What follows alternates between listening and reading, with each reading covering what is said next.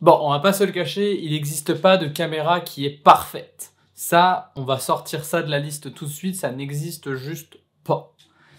Maintenant, ce qui peut exister, c'est une caméra qui répond à énormément de critères, ce qui en fait la meilleure caméra. Aujourd'hui, j'aimerais vous parler du Canon EOS R3, qui est à mes yeux une excellente caméra pour faire du documentaire. Salut, je m'appelle Thomas Doucet, je suis photographe et vidéaste d'aventure, et aujourd'hui, je t'invite dans une nouvelle aventure sur ma chaîne YouTube.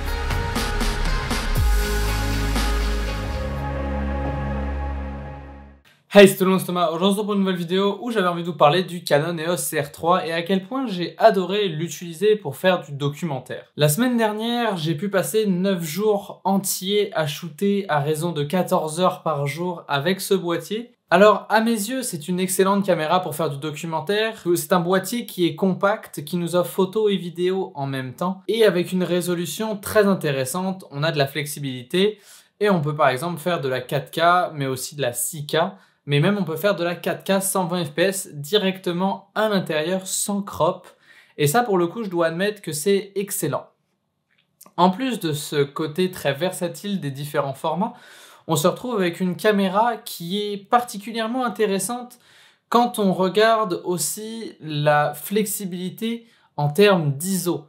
En documentaire, on n'est pas certain de shooter absolument quand il fait jour, quand il fait nuit, on ne sait pas, ça, ce sont des variants. Et je me suis retrouvé avec un peu de lumière à pouvoir faire de la 120 fps en pleine nuit à 10 000 ISO et pour le coup, je trouve que l'image est extrêmement correcte. Aussi, un autre point que j'adore sur ce boîtier-là, c'est le fait que les batteries tiennent extrêmement longtemps. Je shootais à raison de 14 heures par jour et je passais à peu près une batterie et demie à chaque fois. Donc ça veut dire qu'une batterie tient un bon 8 heures facile. C'est beaucoup plus que ce que on peut avoir sur une journée classique de tournage, que ce soit en allant faire du ski, que ce soit en allant faire du vélo de montagne. On se retrouve vraiment avec une caméra qui nous permet de shooter longtemps et qui en a globalement rien à faire du froid puisque j'ai shooté par des ressentis de moins 45 à moins 50 et on se retrouve vraiment avec...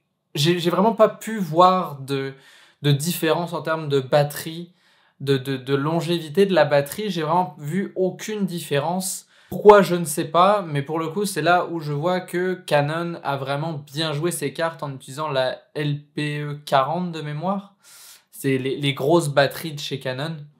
Aussi, le fait que ce boîtier soit compact, c'est extrêmement intéressant parce que quand on shoot à plusieurs heures par jour, on peut être fatigué. Moi, quand j'avais mon setup Blackmagic et que j'avais tourné un documentaire cet été, je me suis rendu compte que dès le premier jour, j'avais un début de tendinite à quel point la caméra était lourde. Parce que fatalement, ça tire sur le poignet. Il y a certes la poignée poire en haut, mais ça tire énormément sur les articulations et c'est beaucoup plus demandant. Alors que là, vraiment, je pouvais juste partir avec mon boîtier, une 2405 et un micro dessus. Et pour le coup, ça tenait vraiment bien la route, ça marchait effectivement vraiment bien. Et pour le coup, ça a été vraiment super agréable de l'utiliser à travers tout le documentaire que j'ai pu shooter. Alors après, évidemment, à chaque boîtier, ses imperfections, j'ai envie de dire. La première imperfection, et ce qui en fait pas la caméra parfaite pour faire du documentaire, c'est le manque d'accessoirisation pour le son. On peut pas brancher de micro XLR à ce boîtier-là, qui est pour le coup, moi j'entends là vraiment la différence entre un Rode comme ce que j'ai là, puis un Rode NTG1, comme j'ai sur ma Blackmagic en règle générale, qui est mon micro principal. J'entends vraiment qu'il y a beaucoup moins de cette profondeur de son et cette qualité, ce côté crisp, mais surtout on se retrouve avec un micro qui va chercher un peu plus large, alors que souvent en documentaire, quand on veut avoir un petit micro shotgun, on veut vraiment le diriger directement sur la personne pour ne capter uniquement que ça. Et pour le coup, ça a l'avantage de nous offrir un son qui paraît beaucoup plus professionnel. On n'a pas cette option-là, mais c'est pas pour autant qu'on ne peut rien brancher. On peut quand même brancher un micro jack classique. Donc moi, là, j'utilise le Rode VideoMic Pro. Non, le Rode Video Micro. Je sais plus, celui avec la batterie 9 volts. Je sais même plus comment il s'appelle. Ça fait un très bon moment que je l'ai. Et pour le coup, c'est vraiment... Le seul point négatif que j'aurais à donner, c'est le manque de versatilité d'un point de vue audio. On a certes une prise micro, une prise casque, mais vraiment pas grand chose d'autre. Aussi, un autre point que je trouve complètement bête, mais que j'ai pas encore eu l'option de tester, c'est pourquoi ils ont mis un mini HDMI.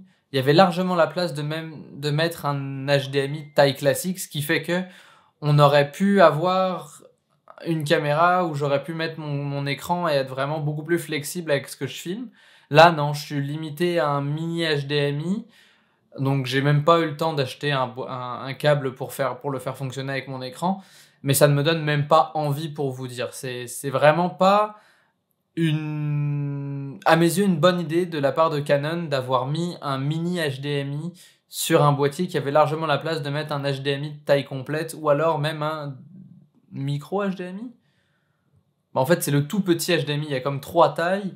Il y a le mini HDMI, moi je crois que c'est un micro HDMI. Donc voilà, c'est vraiment pas à mes yeux une bonne idée que Canon a eu de mettre un aussi petit HDMI, puisque en documentaire on est toujours la caméra qui va de droite à gauche. Alors certes, il y a l'écran, je me suis rendu compte que 90% du temps je m'en suis pas servi. Un point que j'ai adoré avec shooter un documentaire, et ça pour le coup c'est pas forcément lié uniquement au documentaire, c'est lié à peu près à tous les domaines de photographie, c'est que j'ai shooté en hiver, donc j'avais des gros gants, et toutes les options sont accessibles par le biais de boutons physiques. Je n'ai pas forcément besoin de retirer mon gant, me geler la main pour aller chercher un format différent de vidéo ou quoi que ce soit. Ça pour le coup, c'est un truc qui m'a fait sauver beaucoup de temps et surtout beaucoup de chaud-froid.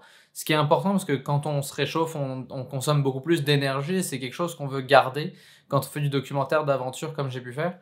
Et pour le coup, je suis vraiment extrêmement satisfait. En plus, on a l'option d'enregistrer en C-Log, ce qui fait qu'on a vraiment un résultat qui est extrêmement professionnel avec une caméra digne des professionnels en vidéo.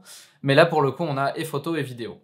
Un autre point que j'ai adoré sur ce boîtier-là, c'est que on puisse se servir de l'œilleton comme d'un moyen de viser, mais aussi pour vérifier son footage après l'avoir shooté. À plusieurs reprises, je me suis retrouvé à, par exemple, courir 2 km, shooter, arriver dans la voiture, je me prenais comme un 5 minutes et je regardais vite fait mes shots, mais dans l'œilleton directement. Ça permettait vraiment, en fait, de déterminer quel shot était bonne, quel shot ne l'était pas, directement sur le tournage, plutôt que d'avoir à garder des gigas et des gigas de fichiers. Parce qu'on parle quand même de fichiers en 4K, donc je faisais à peu près du 200 gigas par jour, donc c'est quand même assez volumineux. Et voilà, c'est tout pour cette vidéo, j'espère qu'elle vous aura plu, en tout cas moi j'ai adoré la faire. Si jamais elle vous a plu, n'hésitez pas à mettre un like, à la partager, à commenter et à même vous abonner pour ne pas manquer les prochaines vidéos. En attendant, on est de plus en plus sur la chaîne, ça me fait extrêmement plaisir. Vous pouvez toujours me suivre sur mes réseaux sociaux, Instagram, TikTok. Et sur ce, je vous dis, faites de bonnes photos, faites de bonnes vidéos, à la prochaine, ciao tout le monde.